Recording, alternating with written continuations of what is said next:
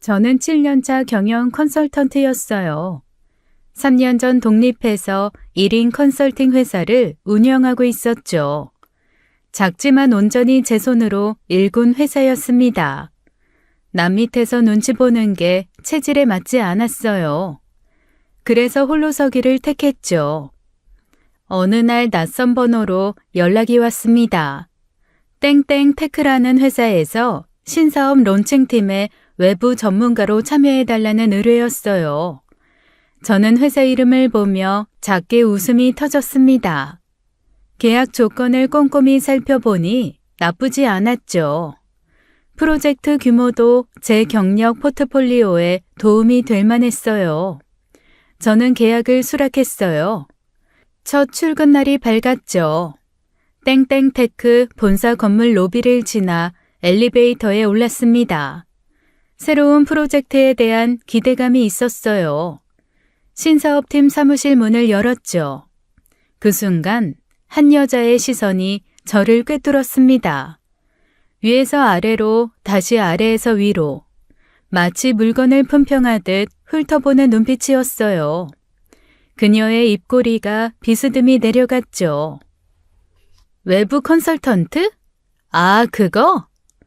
제대로 된 인사 한마디 없었습니다. 그녀가 이 팀의 팀장이라는 건 명패를 보고 알았어요. 안녕하세요. 오늘부터 함께하게 된 서지연입니다. 잘 부탁드립니다. 아, 네. 자리는 저기 구석이에요. 알아서 앉으면 돼요. 손가락 하나 까딱하며 구석을 가리켰죠. 환영의 온기라곤 찾아볼 수 없었습니다. 팀장은 시큰둥하게 등을 돌리더니 중얼거렸어요. 외부 전문가를 왜 데려온 건지 모르겠네. 우리끼리 충분히 할 수 있는 일인데 위에서는 맨날 이런 식이야. 괜히 예산만 축내고. 분명히 제게 들으라고 던진 말이었죠. 등 뒤로 날아오는 말끝이 가시처럼 박혔습니다. 저는 속으로 피식 웃었어요. 이런 부류를 처음 만나는 게 아니었죠. 자기 영역에 외부인이 발을 들이면 본능적으로 이빨을 드러내는 타입이었습니다. 혹시 제가 봐야 할 자료가 있을까요? 프로젝트 관련해서 미리 검토하고 싶은데요. 자료요? 아직 정리가 안 됐어요. 나중에 줄게요. 그럼 회의 일정이라도 알 수 있을까요? 회의는 내가 잡으면 알려줄게요. 일단 대기해요. 말끝마다 벽을 세우는 게 느껴졌어요.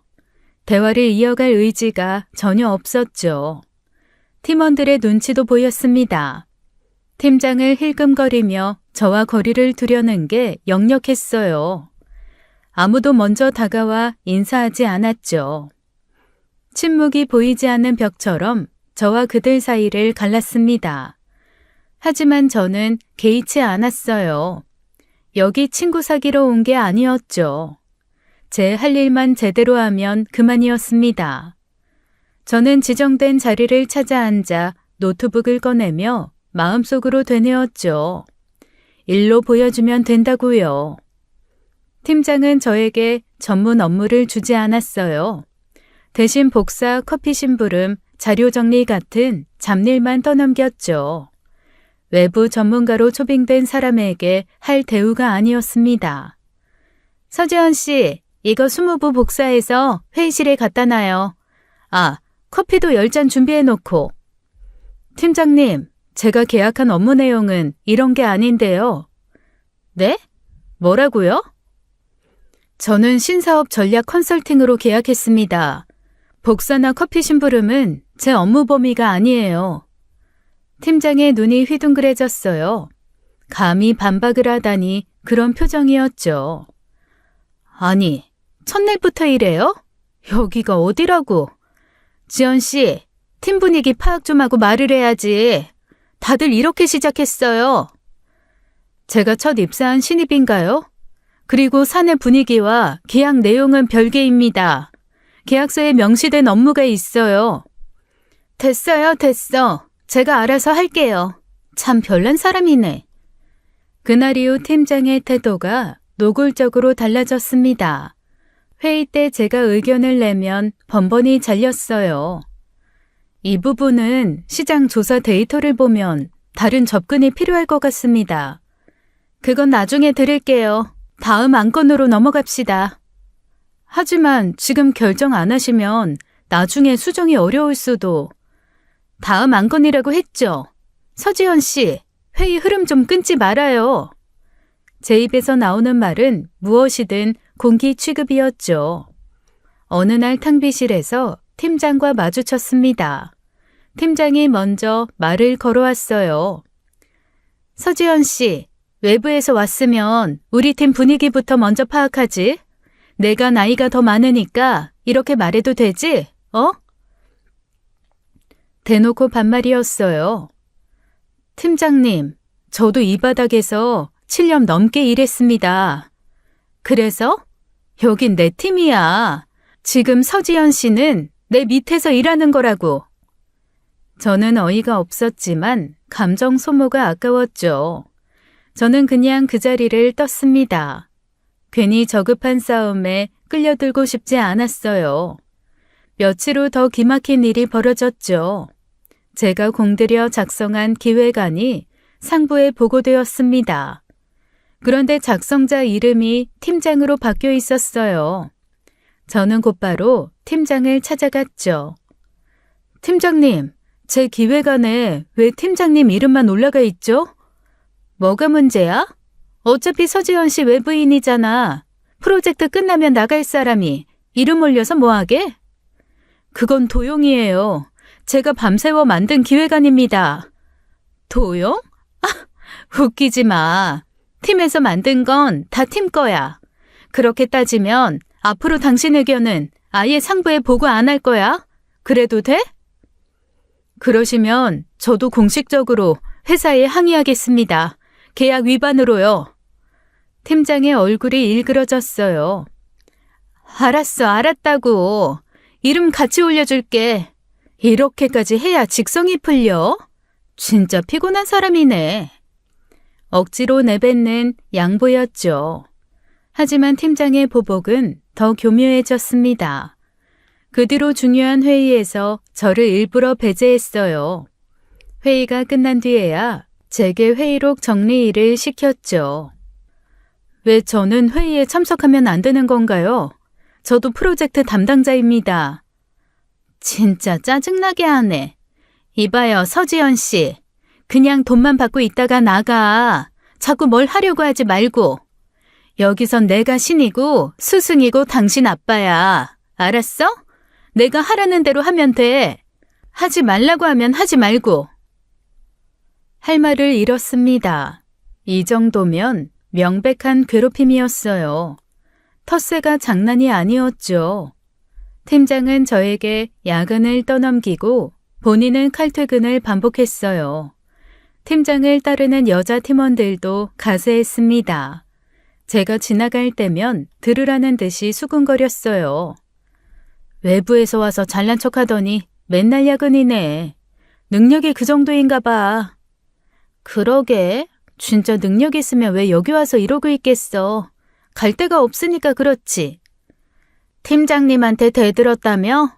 와, 진짜 재수가 없다. 다들 혼잣말 같았지만 목소리는 또렷했죠. 제게 들으라고 일부러 크게 말하는 것이었습니다. 저는 못 들은 척하고 지나갔어요. 감정적으로 반응하면 지는 싸움이라는 걸 알았죠. 대신 속으로 단단히 벼르고 있었습니다. 어느 날 팀 회의가 열렸어요. 팀장은 또다시 저를 공개적으로 몰아붙이기 시작했어요. 서지현 씨, 지난번 보고서 봤는데 이게 뭐예요? 이 정도 실력으로 어떻게 컨설턴트를 한다는 거야? 외부 전문가라며. 우리 신입사원보다 못하네. 팀원들 앞에서 일부러 대놓고 망신을 주는 것이었습니다. 회사에서 얼마나 큰돈 들여서 모셔왔는데 이 모양이야? 차라리 그 돈으로 팀원들 보너스나 주지. 아까워서 내가 밥이 안 넘어가요, 밥이. 제가 논리적으로 반박을 하려고 한 그때 회의실 문이 열렸죠. 낯선 남자가 아무 말 없이 들어와 구석자리에 조용히 앉았습니다. 팀장은 힐끗 쳐다보더니 신경도 쓰지 않았어요. 아무튼 이런 식으로 일하면 곤란해요. 외부에서 모셔왔으면 뭐라도 보여줘야 할 거 아니야. 지금까지 한 게 뭐가 있어요? 팀장님, 해당 보고서는 요청하신 데이터가 늦게 와서 수정할 시간이 부족했습니다. 제가 처음 제안했던 방향으로 진행했다면 충분히. 또 변명이야? 변명만 늘었네. 지금 누구한테 책임 떠넘기는 거예요? 능력이 없으면 없다고 솔직하게 말을 하든가. 변명이 아니라 사실을 말씀드리는 겁니다. 됐어요. 듣기 싫으니까 입 다물어요. 오늘부터 회의 참석 안 해도 돼. 어차피 있어봤자 도움도 안 되잖아. 그 순간 구석에 앉아있던 남자가 입을 열었어요. 잠깐요. 제가 들어오기 전 서지현 씨 보고서를 봤는데 서지현 씨 말이 다 맞던데요. 처음 제안하셨던 방향이 뭐였죠? 회의실이 조용해졌습니다. 팀장의 얼굴이 일그러졌어요. 실례지만 누구시죠? 여긴 신사업팀 회의실이에요. 외부인은 들어오시면 안 됩니다. 지금 중요한 회의 중이거든요. 나가주시겠어요? 중요한 회의요? 제가 보기엔 한 사람 집단으로 괴롭히는 것 같은데. 뭐라고요? 지금 뭐라고 하셨어요? 당신이 뭔데 우리 팀 일에 간섭이야? 남자가 천천히 자리에서 일어났죠. 윤재현입니다. 그 이름이 떨어지는 순간 회의실 공기가 얼어붙었습니다. 직원들 사이에서 수근거림이 퍼졌어요.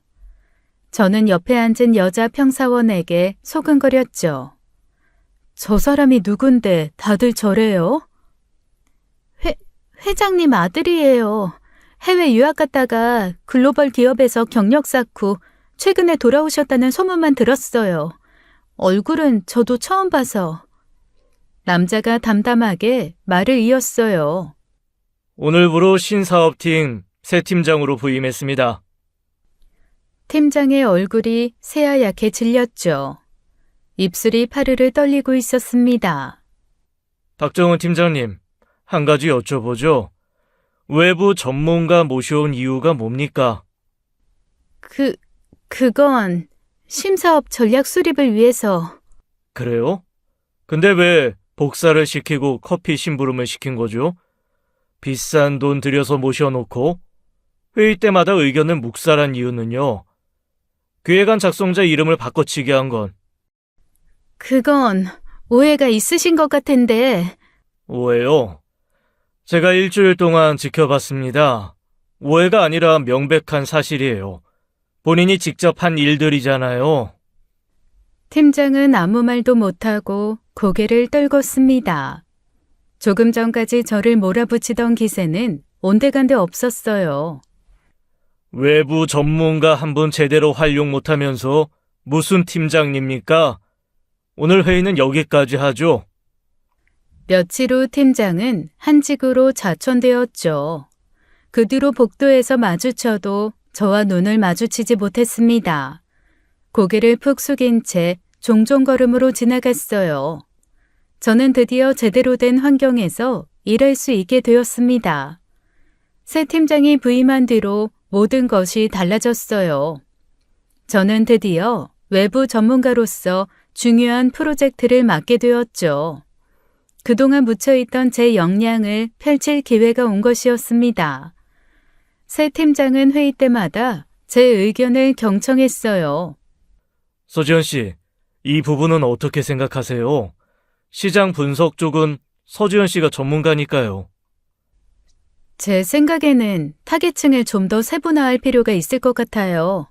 데이터를 보면 20대 후반과 30대 초반의 소비 패턴이 확연히 다르거든요.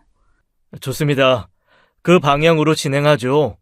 필요한 자료 있으면 바로 말씀하세요. 제 의견이 묵살되지 않고 실제로 반영되는 경험은 오랜만이었죠. 일하는 맛이 났습니다. 야근하는 날이면 새 팀장은 팀원들 저녁을 직접 챙겼어요. 저에게도 똑같이 따뜻하게 대해주었죠. 서지현 씨, 저녁 드셨어요? 아직이면 같이 먹어요. 시켜놓은 거 있으니까. 아, 괜찮습니다. 저는 알아서 먹을게요. 알아서 먹긴요. 다 같이 야근하는데 밥은 같이 먹어야죠. 어서 오세요. 처음에는 부담스러웠지만 점점 익숙해졌어요. 사람 대 사람으로 존중받는 느낌이 낯설면서도 좋았죠. 그런데 모두가 이 변화를 반기는 건 아니었습니다. 어느 날 회의가 끝난 뒤 최민지 과장이 새 팀장에게 다가갔어요. 그녀는 자천된 박정은 팀장과 매일 붙어 다니던 사람이었죠. 팀장님, 한 가지 여쭤봐도 될까요? 네, 말씀하세요. 왜 외부에서 온 서지현 씨한테 유독 잘해주시는 거예요? 저희 팀원들은 몇 년을 여기서 일했는데 갑자기 온 사람이 대우를 더 받으니까 솔직히 좀 그렇거든요. 새 팀장의 표정이 미묘하게 굳었어요. 최민지 씨, 그게 무슨 말이에요? 우리가 필요해서 초빙한 외부 전문가분인데 당연히 잘해줘야 하는 거 아닙니까? 비용 들여서 모셔온 분을 홀대하는 게 정상이에요. 아, 그런 뜻은 아니고요. 그리고 저는 서지현 씨한테만 잘하는 거 아닙니다. 팀원 모두에게 똑같이 대하고 있어요. 혹시 다르게 느끼셨다면 말씀해 주세요. 최민지 과장은 아무 말도 못하고 입을 다물었죠. 하지만 그녀의 눈빛에 서린 불만은 사라지지 않았습니다. 여자 팀원들은 저를 곱게 보지 않았어요. 그들에게 저는 자기들 편이었던 팀장을 좌천시킨 원흉이었죠. 며칠 후 탕비실 근처를 지나가는데 안에서 목소리가 들렸습니다. 아니, 진짜 어이없지 않아? 얼마나 됐다고 팀장님한테 저렇게 대우받아? 여우 같은 년. 그러게, 빤히 보이잖아요. 회장 아들 꼬셔서 박 팀장님 좌천시킨 거지 뭐. 박 팀장님만 완전 불쌍하게 됐지. 완전 여우 같은 년이야. 남자한테 잘 보이는 재주는 타고났나 봐. 실력이 있긴 뭐가 있어? 대놓고 크게 말하는 것이었어요. 제가 듣던 말든 상관없다는 태도였죠. 저는 표정 하나 바꾸지 않고 탕비실 안으로 들어갔습니다. 저를 보고 세 사람의 얼굴이 순간 굳어버렸어요. 어색한 침묵이 흘렀죠. 신경 쓰지 말고 계속하세요. 제가 방해했나요? 그런데 저 일하는 곳에서 남자 꼬시는 여우는 아닙니다. 저는 커피 한 잔만 들고 유유히 탕비실을 나왔습니다. 등 뒤로 무거운 정적이 느껴졌죠. 저는 개의치 않았어요. 그저 제 일에만 집중했습니다. 프로젝트는 예상보다 훨씬 좋은 성과를 냈습니다. 팀 전체가 상부의 인정을 받았어요.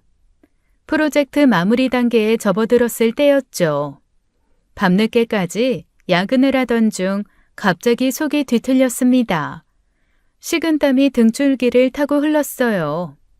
책상을 붙잡고 간신히 버티는데 누군가 다가왔죠. 서지현 씨, 괜찮아요? 얼굴이 창백한데 어디 아파요? 아, 네. 괜찮아요. 조금만 쉬면 나아질 거예요. 신경 쓰지 마세요. 괜찮긴요. 입술에 핏기가 하나도 없잖아요. 지금 당장 병원 가야 해요. 제가 데려다 줄게요. 아니에요. 정말 괜찮아요. 택시 부르면 되니까 팀장님은 먼저 들어가세요. 무슨 소리예요. 이 상태로 혼자 보낼 수 없어요. 택시에서 쓰러지면 어쩌려고요. 가시죠. 새 팀장은 제 대답을 기다리지 않고 가방을 챙겼어요. 병원까지 직접 운전해서 데려다 주었죠. 응급실에서 소액을 맞는 동안 그는 제 곁을 떠나지 않았습니다. 많이 힘드시죠? 제가 업무 배분을 잘못한 것 같아요. 죄송합니다. 아니에요. 팀장님 잘못 아니에요. 제가 욕심내서 무리한 거예요. 앞으로는 이러시면 안 돼요. 건강이 먼저예요. 프로젝트가 아무리 중요해도 서지현 씨보다 중요하지 않아요. 약속해 주세요. 다시는 이렇게 무리 안 한다고. 서지현 씨 태어날 때까지 안 갈 거예요. 포기하세요. 그 말이 가슴에 깊이 스며어요. 진심이 느껴지는 눈빛이었죠. 이 일을 계기로 우리 사이는 급격히 가까워졌습니다. 프로젝트가 성공적으로 종료된 후였어요. 새 팀장이 저를 따로 불렀죠. 서지현 씨, 정식으로 우리 회사에 입사할 생각 없어요? 이번 프로젝트에서 능력은 충분히 검증됐잖아요. 저희가 모시고 싶어요. 감사한 제안이지만 정중히 거절할게요. 저는 지금처럼 1인 컨설팅으로 일하는 게 맞는 것 같아요. 아쉽네요. 정말 함께 일하고 싶었는데 다시 한번 생각해 보시면 안 될까요? 마음은 감사하지만 제 대답은 같아요. 그의 표정에 진심 어린 아쉬움이 묻어났어요. 며칠 후 프로젝트 종료 기념 회식이 열렸죠. 회식이 끝난 뒤 새 팀장이 저를 조용히 불러 세웠습니다. 서지현 씨, 잠깐 시간 괜찮아요? 네, 무슨 일이세요? 회사 동료로서가 아니라 한 사람으로서 서지현 씨를 더 알아가고 싶어요. 처음 회의실에서 봤을 때부터 마음에 담아뒀어요. 제 마음 받아주실 수 있을까요? 예상치 못한 고백이었죠. 그렇게 우리는 연인이 되었습니다. 연애 1년 후 우리는 결혼식을 올렸어요. 시댁에서는 저를 따뜻하게 맞아주었습니다. 우리 며느리 이제 가족이야. 편하게 지내렴. 뭐 불편한 거 있으면 바로 말하고. 재원이가 좋은 사람 만났구나. 세아가 앞으로 우리 집안 잘 부탁한다. 진심 어린 환대였어요. 저는 행복한 결혼 생활을 꿈꿨죠. 하지만 결혼 후 1년이 지나도 아이 소식이 없었습니다. 당시 제 나이가 적지 않은 터라 마음 한켠이 조급해지기 시작했어요. 불안한 마음에 병원에 찾아갔죠. 검사 결과는 냉혹했습니다. 난임 판정이었어요. 자연 임신이 어려울 수 있어요. 시술을 고려해 보시는 게 좋겠습니다. 시술이요? 성공률은 어떻게 되나요? 개인차가 있지만 여러 번 시도가 필요할 수 있어요. 마음의 준비를 하시는 게 좋습니다. 저는 본격적으로 난임 치료를 시작했죠. 주사와 약, 끝없는 병원 방문의 연속이었습니다. 시술은 한 번에 끝나지 않았어요. 실패가 반복될 때마다 몸도 마음도 무너져 내렸죠. 처음에는 남편도 병원에 함께 다녔습니다. 하지만 시간이 지나면서 남편은 조금씩 달라졌죠. 미안해. 오늘 회의가 갑자기 잡혀서 병원 못 갈 것 같아. 오늘 중요한 검사 있는 날이야. 같이 가기로 했잖아. 나도 알아. 근데 어쩔 수가 없어. 다음에는 꼭 같이 갈게. 어? 다음은 오지 않았습니다. 야근이 잦아지고 출장이 늘었어요. 주말에도 집에 없는 날이 많아졌죠. 이번 주말에는 같이 있자. 오랜만에 둘이 시간 보내고 싶어. 요즘 얼굴 보기도 힘드네. 미안해. 이번 주도 출장이야. 중요한 미팅이 잡혀서. 또 출장이야? 지난주도 출장이었잖아. 도대체 프로젝트가 몇 개야? 요즘 회사가 진짜 정신이 없어. 프로젝트 끝나면 시간 낼게. 조금만 기다려줘. 그 말 벌써 몇 번째야. 조금만. 그 조금만이 언제 끝나는 건데. 왜 이래 갑자기. 나도 힘들어. 일부러 그러는 거 아니잖아. 남편은 짜증 섞인 목소리로 대답했어요. 더 이상 말을 잇지 못했죠. 저는 혼자 병원을 다녔습니다. 혼자 주사를 맞고 혼자 결과를 기다렸죠. 또 한 번의 실패 통보를 받던 날에도 남편은 곁에 없었어요. 빈집으로 돌아와 소파에 앉으면 적막만이 저를 반겼습니다. 외로움은 서서히 뼛속까지 스며들었죠. 그렇게 지쳐가는 제게 더 큰 비극이 찾아왔습니다. 어느 날 급한 연락이 왔어요. 친정 어머니가 갑자기 쓰러져 응급실로 실려갔다는 소식이었죠. 저는 모든 것을 내팽개치고 병원으로 달려갔어요. 응급실에 도착하니 어머니는 이미 수술 준비 중이었죠. 의사가 저를 붙잡고 상황을 설명했습니다. 뇌출혈입니다. 이 긴급 수술이 필요해요. 어머니는 괜찮으신 거예요? 수술하면 나으시는 거죠? 출혈 범위가 넓어서 저희도 장담 드리기 어렵습니다. 최선을 다하겠지만 보호자분도 마음의 준비를 하셔야 해요. 마음의 준비라뇨. 저는 어머니밖에 없는데. 선생님, 제발 살려주세요. 저희 엄마 좀 살려주세요. 최선을 다하겠습니다. 보호자분은 밖에서 기다려주세요. 8년 전 아버지를 잃었을 때의 기억이 떠올랐어요. 그때도 이렇게 병원 복도에서 무력하게 기다렸었죠. 어머니마저 잃을 수는 없었습니다. 저는 남편에게 계속 연락을 했지만 남편은 전화를 받지 않았어요. 수술은 몇 시간에 걸쳐 진행되었어요. 다행히 수술 자체는 무사히 끝났죠. 하지만 어머니는 의식을 회복하지 못했습니다. 수술은 성공적이었지만 의식 회복 여부는 좀 더 지켜봐야 합니다. 저는 어머니 병간호에 모든 것을 쏟아부었습니다. 병원에서 거의 살다시피 했죠. 어머니 손을 잡고 밤을 지새우는 날이 이어졌어요. 뒤늦게 병원에 나타난 남편은 무심했어요. 남편에게 연락을 해도 돌아오는 건 같은 대답뿐이었죠. 미안해. 지금 회의 중이야. 나중에 갈게. 나중이 언제야? 엄마 돌아가실 수도 있다고. 알았어. 알았다고. 회의 끝나면 바로 갈게. 병문안은 손에 꼽을 정도였어요. 그마저도 잠깐 얼굴만 비추고 갔죠. 저는 더 이상 참을 수가 없었습니다. 아무리 일이 바빠도 그렇지. 엄마가 이렇게 아프신데 어떻게 이럴 수가 있어? 당신 장모야. 사위라는 사람이 어떻게 이렇게 매정해? 남도 이러진 않아. 내가 일부러 이러니? 요즘 회사가 진짜 정신이 없어서 그래. 당신도 회사 돌아가는 거 잘 아는 사람이 왜 이래? 내가 화를 안 낼 수가 있어? 누가 회사 일 바쁘고 중요한 거 몰라?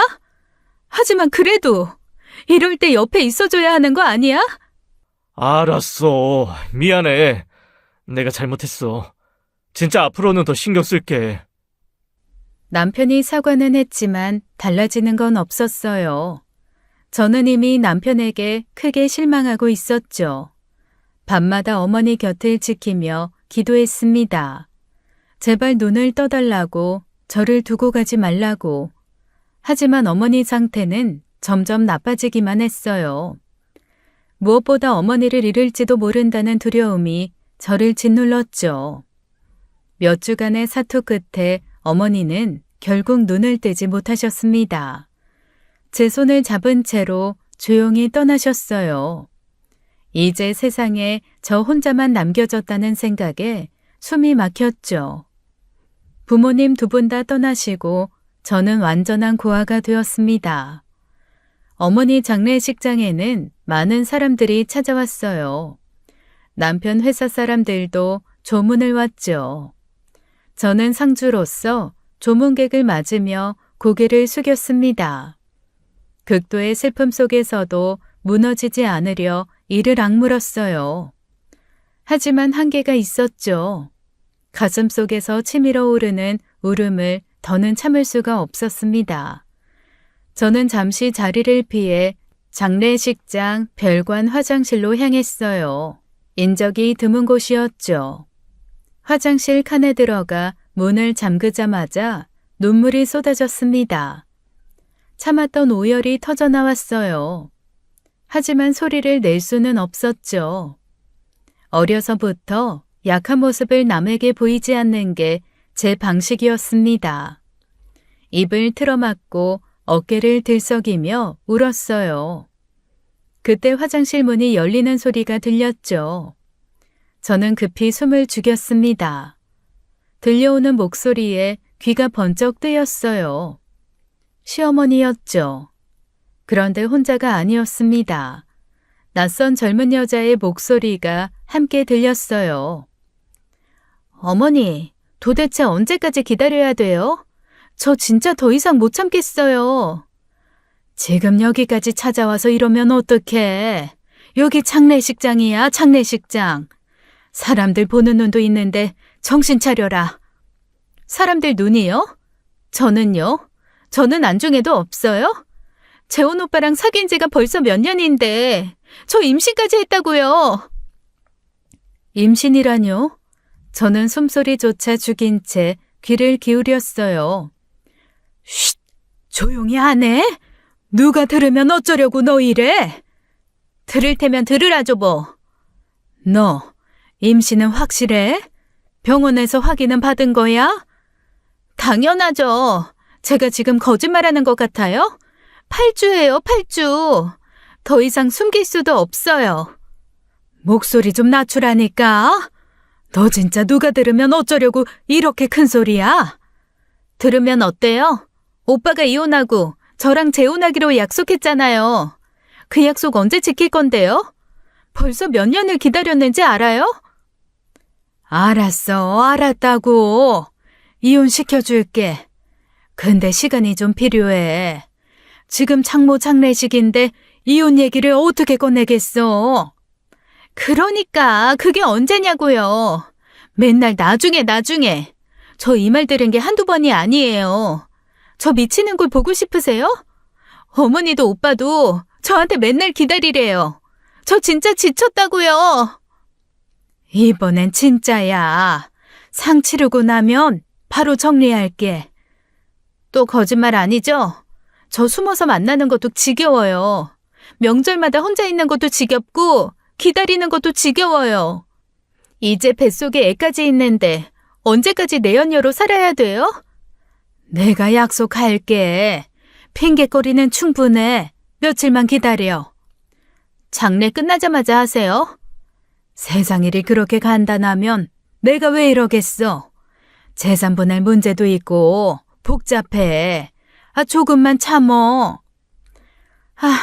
진짜 이번엔 믿어도 되는 거죠? 또 미루시면 저도 가만 안 있을 거예요? 회사에 다 말해버릴 거예요. 너 지금 나 협박하니? 협박이 아니라요. 저도 더 이상 손해볼 생각 없다는 거예요. 뱃속에 아이가 더 커졌는데 그제서 오빠가 저 버리면요? 그래, 약속할게. 이제 나가. 너무 오래 있으면 사람들이 이상하게 생각해. 두 사람이 나가는 소리가 들렸어요. 저는 화장실 칸 문틈으로 그 여자의 얼굴을 확인했죠. 순간 피가 거꾸로 솟았습니다. 그 여자는 제가 아는 얼굴이었어요. 남편 회사 여직원 이수빈이었죠. 두 사람의 발소리가 완전히 사라질 때까지 저는 꼼짝도 하지 않았습니다. 문이 닫히는 소리가 들리고 나서야 천천히 칸 문을 열었어요. 거울 앞에 섰습니다. 거울 속 제 눈이 붉게 충혈되어 있었어요. 손이 떨리고 있었습니다. 분노 때문인지 배신감 때문인지 알 수 없었어요.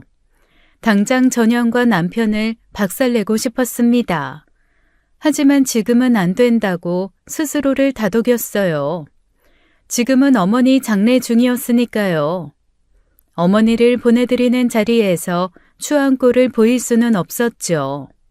저는 세수를 하고 얼굴을 정리했습니다. 거울 속 여자에게 말했어요. 버텨. 조금만 더. 장례식장으로 돌아가니 남편과 시어머니가 조문객을 맡고 있었습니다.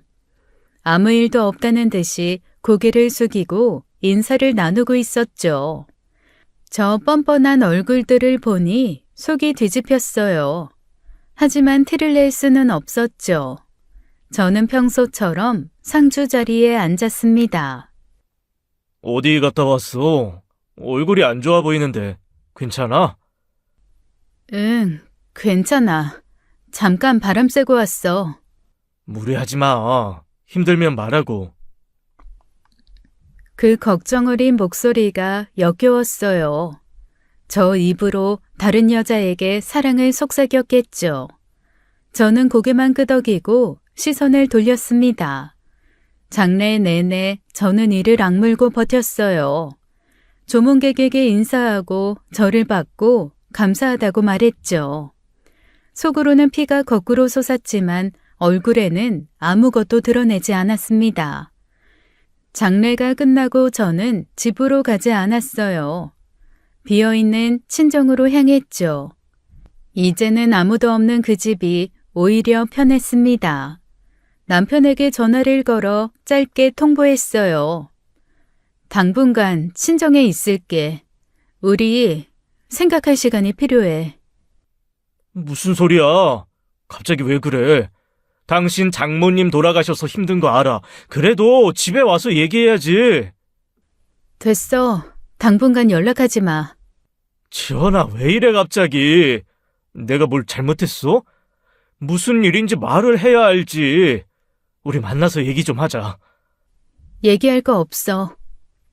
지연아! 지연아! 저는 대답 없이 전화를 끊었어요. 그 뒤로 남편에게서 수십 통의 전화와 문자가 왔죠. 전부 씹어버렸습니다. 읽지도 않았어요. 저는 바로 행동에 나섰죠. 흥신소를 찾아가 남편과 상간녀의 외도 증거를 수집해달라고 의뢰했습니다. 외도 증거 수집이요? 알겠습니다. 대상자 정보 주시면 바로 착수하겠습니다. 남편 이름은 윤지원이고 상대 여자는 이수빈이에요. 같은 회사 다니고 있고요. 회사까지 같으면 접촉 기회가 많겠네요. 일주일 정도면 윤곽이 나올 겁니다. 최대한 빨리 부탁드려요. 확실한 증거가 필요합니다. 며칠 후 흥신소에서 연락이 왔어요. 그런데 예상과 다른 말이 들려왔죠. 레이님, 이상한 일이 있습니다. 이상한 일이요? 무슨 일인데요? 그 여자 이수빈 말이에요. 최근 회사에 출근을 안 하고 있어요. 완전히 사라졌습니다. 사라졌다고요? 그게 무슨 말이에요? 잠적을 했다는 건가요? 저희도 파악 중인데 행방이 묘연합니다. 연락도 안 되고 주변 사람들도 어디 갔는지 모르더라고요. 해외로 나간 것도 아니에요. 묘한 불안감이 스쳤어요. 뭔가 심상치 않았죠. 일단 계속 조사해달라고 요청했습니다. 그로부터 일주일 뒤 흥신소에서 다시 연락이 왔어요. 목소리가 심상치 않았죠. 레이님, 큰일 났습니다. 무슨 일이에요? 이수빈 씨가 본인 집에서 숨진 채 발견됐습니다. 지금 경찰이 수사 중이에요. 뭐라고요? 사망이요? 어떻게 된 거예요? 타살 혐의로 보고 있습니다. 그리고 용의자로 체포된 사람이 있는데 의뢰인님 시어머니입니다. 네? 시어머니가요? 네, 오늘 아침에 긴급 체포됐다고 합니다. 전화기를 든 손이 굳었어요. 머릿속에서 장례식장 화장실에서 들었던 시어머니의 목소리가 되살아났죠. 내가 곧 정리하마. 그 정리가 이런 뜻이었던 건가요? 저는 바로 시댁으로 찾아갔어요. 현관문을 열고 들어서니 거실이 어수선했죠. 남편과 시아버지가 변호사들과 함께 앉아 있었습니다. 시어머니 체포건으로 난리가 난 모양이었어요. 지연아, 연락도 없이 갑자기 지금 정신이 없어. 할 말이 있어서. 지연아, 지금 집안이 복잡해서 나중에 얘기하자. 아니요. 지금 해야 돼요, 아버님. 아버님 아들이 회사 여직원과 오래전부터 외도를 했어요. 거실이 순식간에 조용해졌어요. 시아버지의 얼굴이 굳어졌죠. 나가들 봐요. 나중에 다시 이야기합시다. 네, 회장님. 지연아, 지금 뭐라고 했니? 지금 무슨 소리를 하는 거야? 당신 조용히 안 해? 뭐 하는 거야? 넌 가만히 있어? 이수빈이라는 여자예요. 이번에 죽은 여자요. 지금 어머님이 용의자죠? 어머님도 이 사실 알고 계셨어요. 그 여자가 임신했다고 재원 씨와 관계를 다 폭로하겠다고 협박하니까 어머님이 처리하신 거예요. 서지연, 지금 무슨 헛소리야? 근거도 없이 그딴 소리를 막 하면 어떡해? 헛소리? 내가 장례식장 화장실에서 다 들었어. 어머님이랑 그 여자가 나눈 대화 전부. 녹음도 해뒀는데 들려줄까? 남편의 얼굴이 새하얗게 질렸어요. 시아버지가 천천히 남편을 향해 고개를 돌렸죠. 재원아, 사실이냐?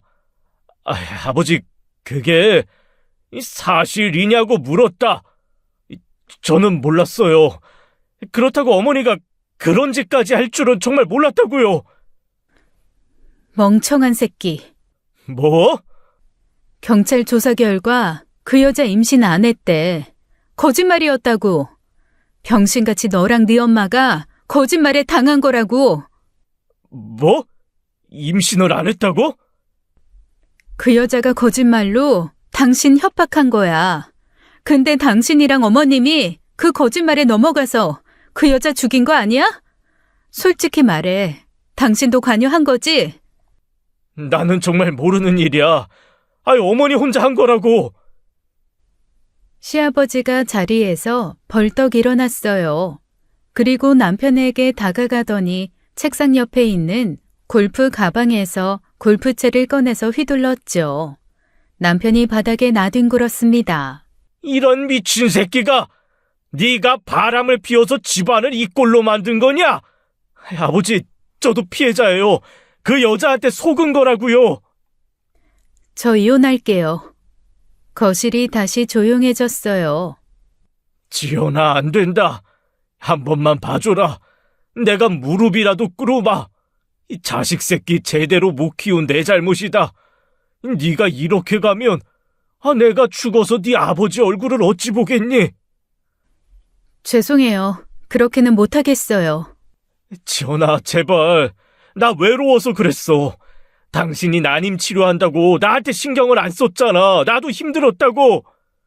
뭐? 지금 그게 변명이야? 이혼만은 안 돼. 절대 안 돼. 죽어도 안 해줄 거야. 그럼 소송하면 되지. 법정에서 보자. 저는 돌아서서 시댁을 나왔어요. 등 뒤로 남편의 울부짖음이 들렸지만 돌아보지 않았습니다. 3달 뒤 저는 남편 회사로 향했습니다.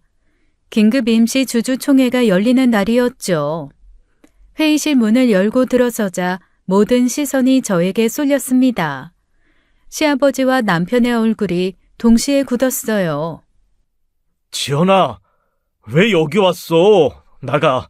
지금 네가 낄 자리가 아니야. 저는 대답 없이 빈자리에 앉았죠. 못 들었어? 당장 나가라고. 지금 중요한 회의 중이야. 저는 남편을 무시하고 손을 들고 말했습니다. 발언권 요청합니다. 제 말에 아무도 반응하지 않았어요. 저를 무시하는 눈빛들 뿐이었죠. 저는 자리에서 일어나 큰 소리로 말했습니다. 긴급 안건 상정을 요청합니다. 회의실이 조용해졌어요. 모든 시선이 저에게 집중되었죠. 현 경영진 해임과 새 대표이사 선임 안건을 긴급 상정합니다. 남편이 코웃음을 쳤어요. 뭐? 지연아, 네가 무슨 자격으로 그런 말을 해? 여기 주주총회야. 농담도 때와 장소를 가려가면서 해야지. 나도 이 회사 주주야. 뭐라고? 무슨 헛소리야? 저는 준비해온 서류 봉투를 열었어요. 지분 증명 서류를 테이블 위에 펼쳤죠. 이 회사가 어떻게 시작됐는지 다들 알고 계시죠? 회의실이 술렁거리기 시작했습니다. 30년 전 2명의 젊은 청년이 이 회사를 공동 창업했어요. 한 명은 윤상철 회장님, 그리고 다른 한 명은 제 아버지 서영호예요. 시아버지의 표정이 굳어졌어요. 임원들 사이에서 수근거림이 퍼졌죠. 서영호? 그분이 공동 창업자였어? 처음 듣는 얘기인데.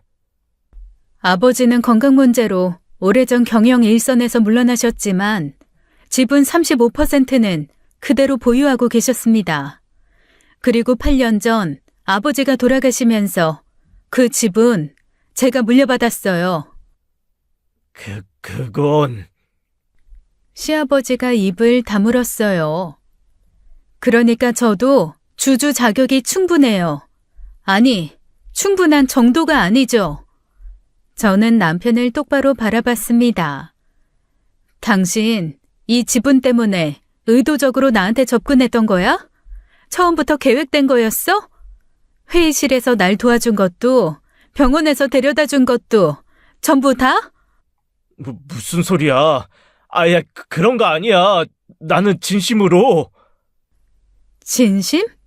진심으로 바람 피우고 진심으로 날 속인 거니? 대답을 제대로 못하는 꼴이 답이었죠. 저는 시선을 돌렸습니다. 현 대표이사 윤재원 해임을 발의합니다.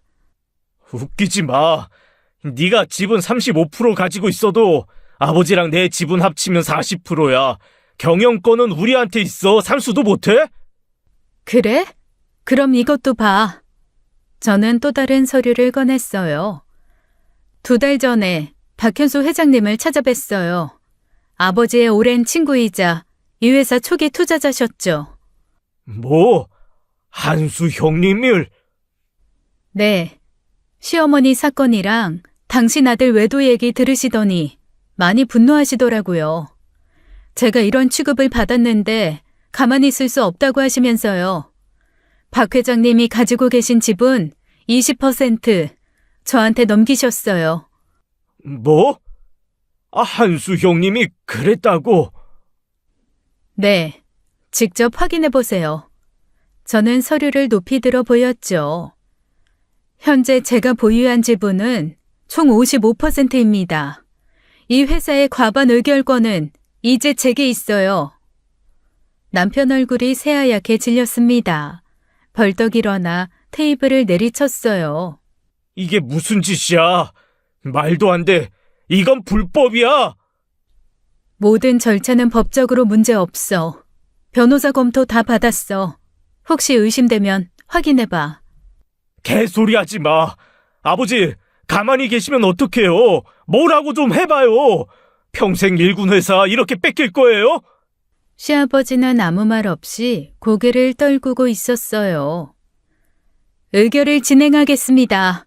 현 대표이사 윤재원 해임안에 대해 과반 투표를 하죠. 물론 제가 이미 과반을 갖고 있으니 결과는 뻔하네요. 다들 이의 없으십니까? 안 돼. 이건 인정 못해. 절대 안 돼. 경비원 불러주세요. 경비원 2명이 회의실로 들어왔어요. 남편이 발버둥 치며 소리쳤죠. 손 치워. 이게 뭐 하는 짓이야? 나 이 회사 대표야. 감히 누구한테 손을 대? 다 죽여버린다. 경비원들이 남편을 양쪽에서 붙잡았습니다. 남편이 끌려나가면서도 악을 썼어요. 서지연, 이게 끝이 아니야. 두고 봐. 절대 용서 안 해. 반드시 되찾을 거야. 회의실 문이 닫히고 고요해졌죠. 저는 천천히 시아버지가 앉아있는 상석을 향해 걸어갔습니다. 회장석에 앉아있던 시아버지가 무겁게 일어났어요. 나는 오늘부로 회장직을 사임하겠습니다.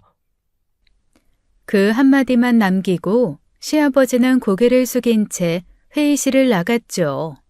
저는 그 자리에 서서 회의실을 둘러보았습니다. 아무도 감히 입을 열지 못하고 있었죠. 저는 그대로 시아버지가 앉아있던 자리에 앉았습니다. 의자에 앉아 다리를 꼬고 임원들을 천천히 둘러봤어요. 회사 임원들이 하나둘 자리에서 일어나 저에게 고개를 숙였죠. 주주총회가 끝나고 저는 회의실을 나왔습니다. 복도를 걸어 엘리베이터를 향해 가는데 앞에서 낯익은 얼굴들이 보였죠. 3명의 여자였습니다. 최민지, 김하나, 이서연. 탕비실에서 매일 저를 욕하던 그 여직원들이었어요. 회장 아들 꼬셔서 전 팀장 언니만 억울하게 좌천시켰다. 여우 같은 년. 저는 그때 그 말들이 또렷하게 떠올랐죠. 여직원들도 저를 발견했습니다. 세 사람의 얼굴이 동시에 굳어졌어요. 걸음이 멈칫거렸죠. 피하고 싶어도 피할 수 없는 상황이었습니다. 저는 천천히 다가갔어요. 여직원들이 급하게 허리를 숙였죠. 대표님, 안녕하세요. 축하드립니다, 대표님. 축하드려요, 대표님. 세 사람 목소리가 떨리고 있었어요. 저는 걸음을 멈추고 세 사람을 천천히 바라봤습니다. 여직원들은 고개를 숙인 채 제 눈을 마주치지 못했죠. 어깨가 잔뜩 움츠러들어 있었어요. 저는 아무 말 없이 그들을 훑어봤습니다. 최민지 씨, 김하나 씨, 이서연 씨. 저는 한 명 한 명 이름을 불렀어요. 세 사람 모두 새파랗게 질린 얼굴로 대답했죠. 무슨 말이 나올지 몰라 잔뜩 긴장한 게 보였습니다. 저는 더 이상 아무 말도 하지 않았어요. 그냥 지나쳤습니다.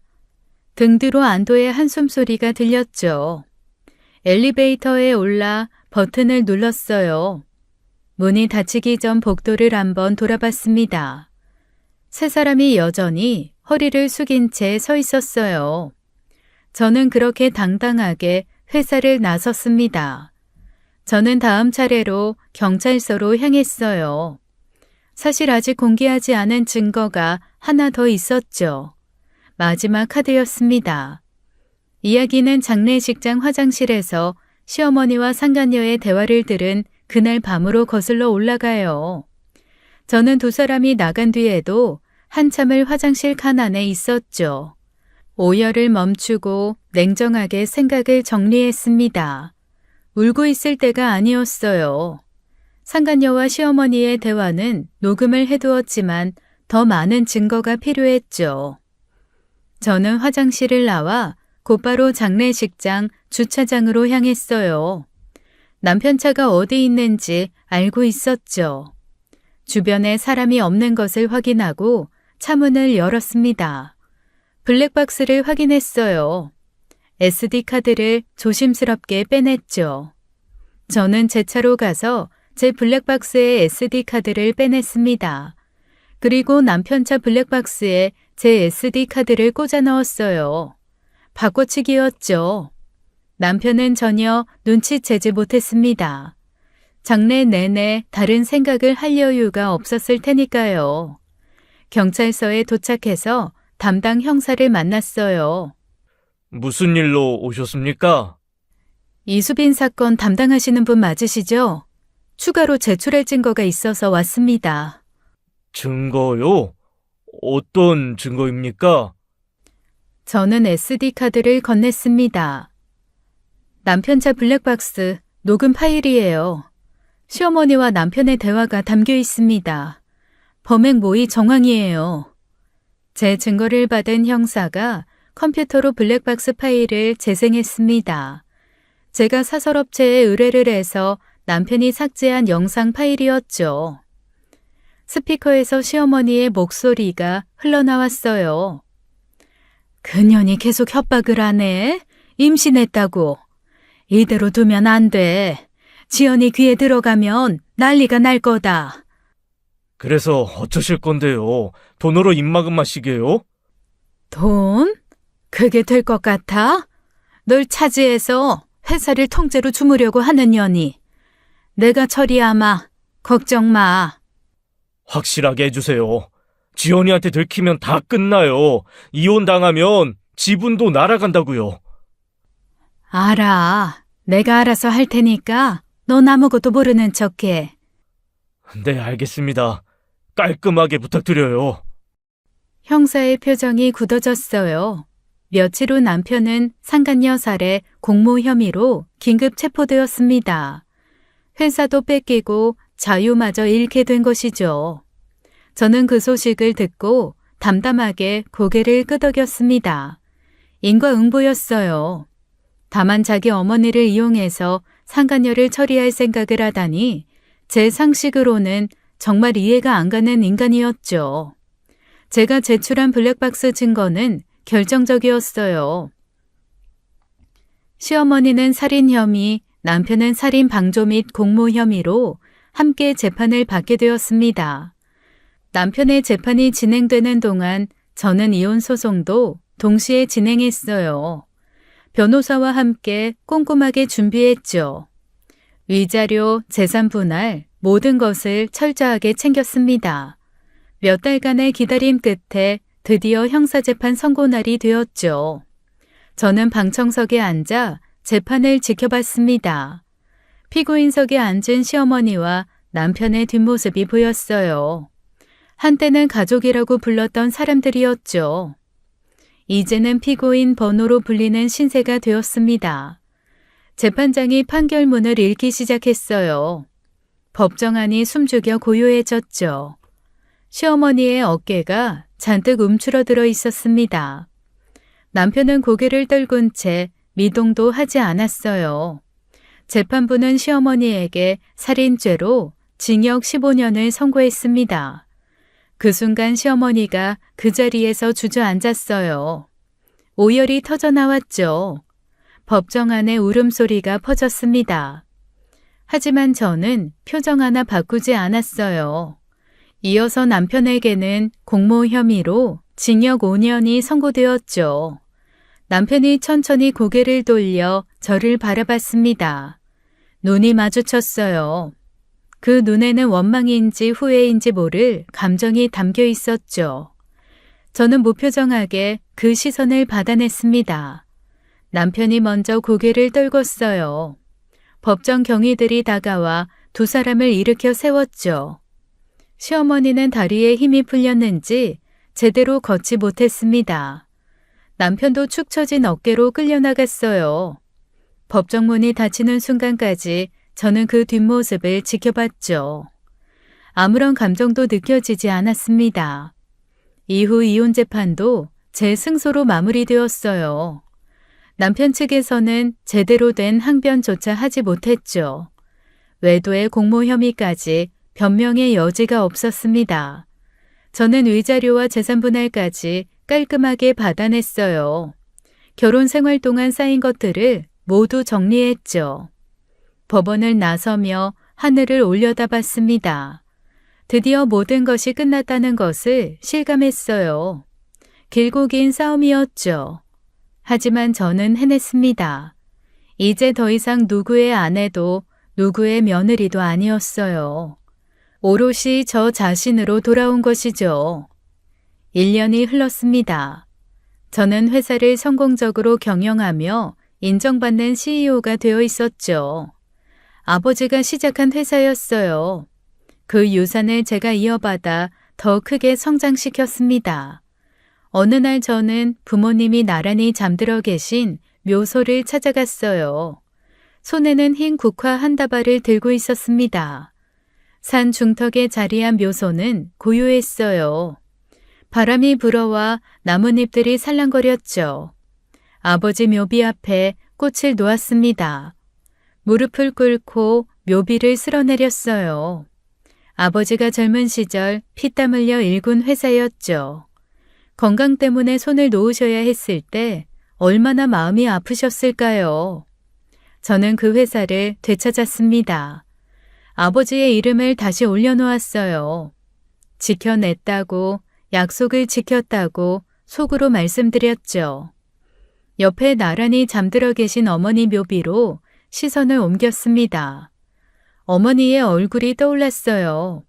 병상에서 제 손을 잡고 계시던 마지막 모습이었죠. 그때 아무것도 해드리지 못했습니다. 혼자 버티느라 정신이 없었어요. 이제야 찾아뵙는 불효를 용서해달라고 마음속으로 빌었죠.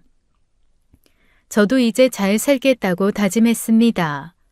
더 이상 누군가에게 휘둘리지 않겠다고요. 눈물이 볼을 타고 흘러내렸어요. 오랜만에 흘리는 눈물이었죠.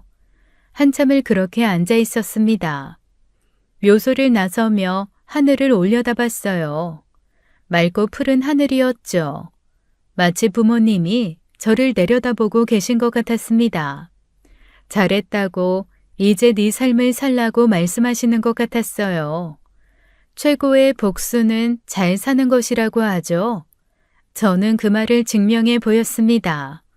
배신한 자들은 철창 뒤에 있었어요. 저는 햇살 아래 서 있었죠. 이보다 더 완벽한 복수가 있을까요? 저는 앞으로 나아갔어요. 당당하게 한 걸음 한 걸음. 이제는 오롯이 저만을 위한 삶이었어요. 새로운 시작이었죠. 지금까지 사연 읽어주는 남녀였습니다. 끝까지 시청해주신 여러분 감사드리며 저희는 다음 사연으로 돌아올게요. 감사합니다.